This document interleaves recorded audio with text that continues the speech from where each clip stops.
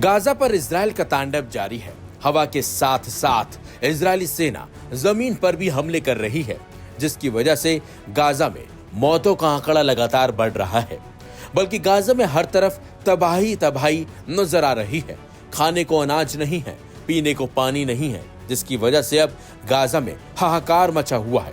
खबर तो ये भी है कि भूखमरी की वजह से गाजा में अकाल पड़ता जा रहा है और भूख से भी लोगों की जान जाने का खतरा मंडराने लगा है, जिसके बाद से ही इजराइल पर मुस्लिम देशों के साथ साथ यूएन और उसके मित्र देश भी उस पर दबाव बना रहे हैं कि गाजा पर हमले बंद हो और खाद्य सामग्री के लिए रास्ता पूरी तरह से खोला जाए, ताकि लोगों को भूखमरी से मरने से बचाया जा सके। इसी बीच इजरायली पीएम बेंजामिन नेतन्याहू का चौंकाने वाला बयान भी सामने आया, जिससे कहीं न कहीं पूरी दुनिया ने राहत की सांस ली होगी।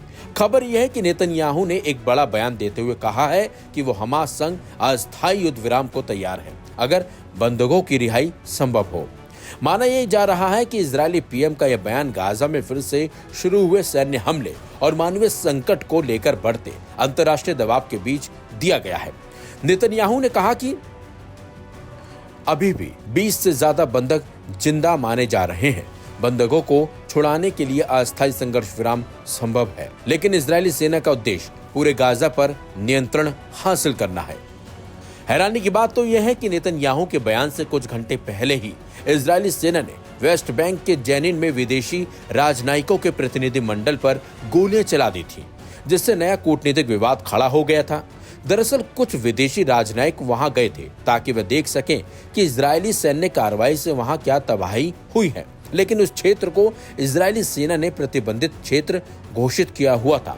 सेना का कहना है उस प्रतिनिधि मंडल ने अनुमति वाले मार्ग से हटकर एक संवेदनशील जोन में प्रवेश कर लिया था। इसके बाद इजरायली सैनिकों ने गोलियां चलाई। सेना का दावा है कि चेतावनी के लिए थी, ताकि प्रतिनिधि मंडल उस इलाके से हट जाए। हालांकि इस फायरिंग में कोई घायल नहीं हुआ है, लेकिन इस घटना को लेकर कई देशों और यूरोपीय संघ ने कड़ी आपत्ति जताई है। इजरायल से जांच की मांग भी की गई है। आपको बता दें, गाजा में हालात लगातार बदतर हो रहे हैं।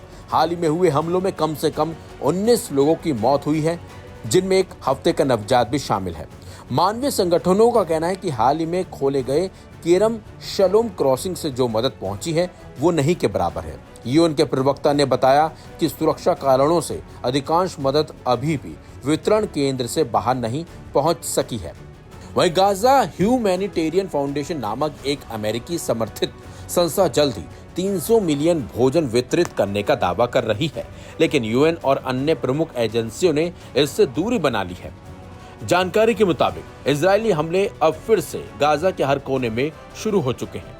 गाजा स्वास्थ्य मंत्रालय के मुताबिक 18 मार्च के बाद से अब तक 3509 और कुल 53,655 लोगों की जान जा चुकी है।